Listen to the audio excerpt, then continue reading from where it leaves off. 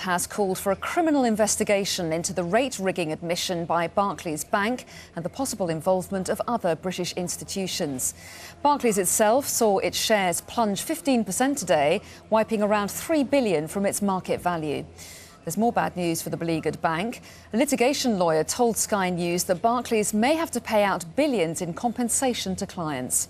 Sky's business correspondent Alistair Bunkle reports. Although Barclays' misbehaviour might be complex, Bob Diamond has two very simple questions to answer. What did he know and when? There was a period of remorse and apology for banks. I think that period needs to be over. If the politicians believed him then, you can bet they don't anymore. The FSA report is a shocking indictment of the culture at banks like Barclays in the run-up to the financial crisis. The email exchanges between derivative traders and the LIBOR submitters read like an epitaph to an age of irresponsibility. It's almost impossible to exaggerate the severity of this. The Prime Minister has been drawn to comment twice on it. It's overshadowing his visit to an important EU leaders' summit in Brussels. All politicians are wanting their say. People have to take responsibility for the actions and show how they're going to be accountable for those actions, and that's very important. That goes all the way to the top of that organisation. We need to see criminal prosecutions. We need to see the full force of the law brought against those responsible. If ordinary people do something wrong, they face charges.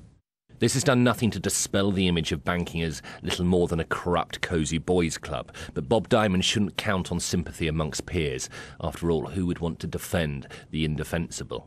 I was outraged, as I think pretty much everybody in the UK would be, that such behaviour could go on in a UK bank. Should Bob Diamond go? Whether or not he's guilty, whether or not he knew anything, he is the top man. It's not for me to comment on that. I think the board would you of Barclays... go? I think if we did something to the detriment of customers to that level, I would certainly have to look at my position. If political media or public pressure doesn't force Bob Diamond's hand, the markets just might. Look at Barclays' share price today. It closed down 15.5%. That's £3.7 billion off its value, or put another way, more than 50% of its profits last year. It's pretty obvious that the politicians see an opportunity here. After all, bankers are one sector of society that are even more unpopular, perhaps, than they are. And there is some strong public opinion to tap into. As for the potential for criminal proceedings, though, well, it's not clear that the law as it stands will even allow that. Bob Diamond has previously said that good corporate culture is what a bank does when nobody is looking. Well, now we know. I think we're learning about Barclays that there was a lamentable failure of corporate culture and morals, which seemed to have been across a wide range of senior management in multiple geographies. It was systematic and it was systemic. This, to me, is a sign of huge corporate arrogance and detachment from the real world. One thing that Bob Diamond might be inclined to cling on to is that nobody believes Barclays were alone in their behaviour. But for now, he's on his own. Another banker, yet another scandal. Alistair Bunkle, Sky News, Central London.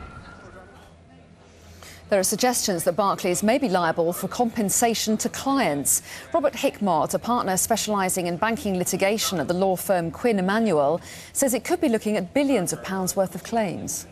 We've been approached by a number of major financial institutions who are concerned that they suffered losses as a result of Barclays rigging the interest rates to ensure that they made a trade.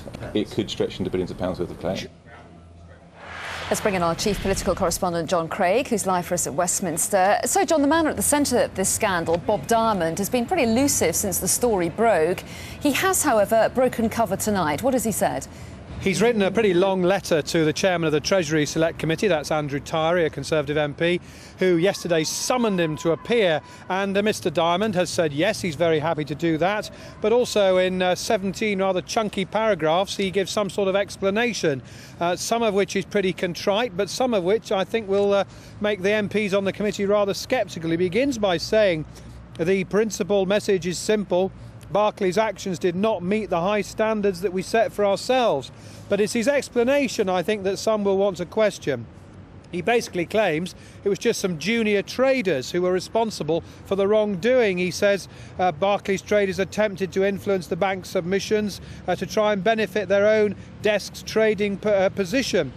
this inappropriate conduct was limited to a small number of people relative to the size of Barclays' trading operations. He said the authorities found no evidence that anyone more senior than the immediate desk supervisors was aware of what was going on. He says it's clear the control systems in place were not strong enough, and he says that they've taken steps to address that now.